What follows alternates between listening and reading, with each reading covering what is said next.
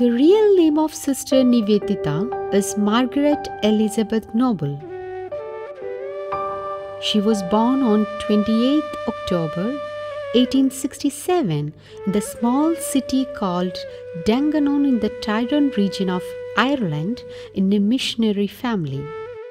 From the very childhood, she was intellectual, desperate, benevolent, and affectionate.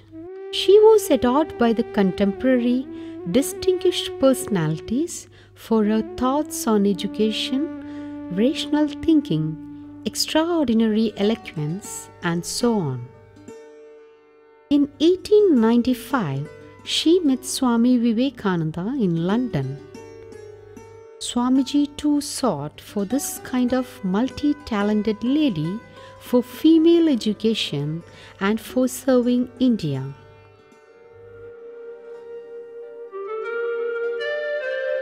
Responding to the call of Swamiji, she came to Kolkata on January 28, 1898. On March 25, Swamiji initiated her into the Brahmacharya mantra and gave her a new name, Nivedita. She offered herself completely at the altar of India. Gradually, she became the mother, attendant, and friend of the children of India. No other foreigners could have been able to internalize the religion, culture, sorrow, and dream of India in this way like her. Her self-dedication for India is so sincere, all-pervading and replete that one feels guilty to call her a foreigner.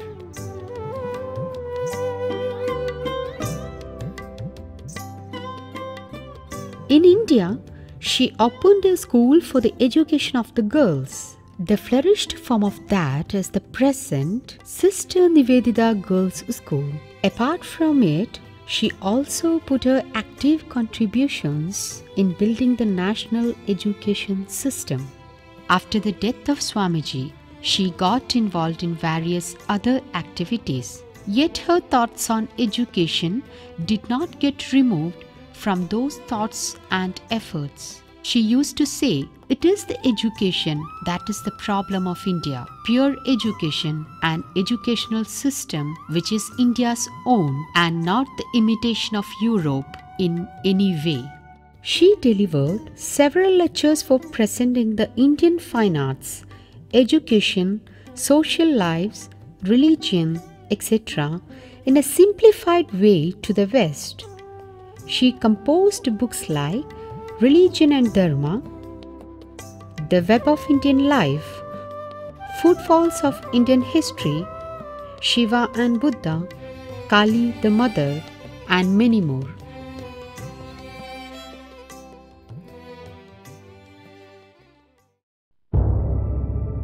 Nivedita could not accept the wretched condition of colonized India. She believed that for the construction of a nation, the political freedom is a must.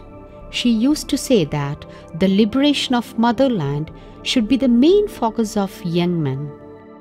She used to discuss the nation's ideals and various problems regularly in almost all the prevalent English periodicals in India and in the newspapers like Amrita Bazar Patrika, The Statesman, Englishman, etc.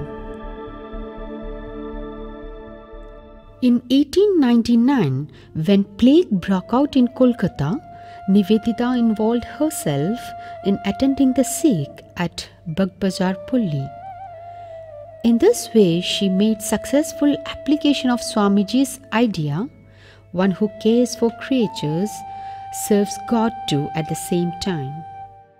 The universal poet Rabindranath Tagore entitled her as Log Mata, the mother of people, and wrote, "I have not witnessed such wondrous power of dedicating oneself completely in such a way in any other human being." Nivedita breathed her last in Darjeeling town situated at the heart of the Himalaya on October 13, 1911. The example which she left behind within such a short span is unprecedented and rare in the Indian history.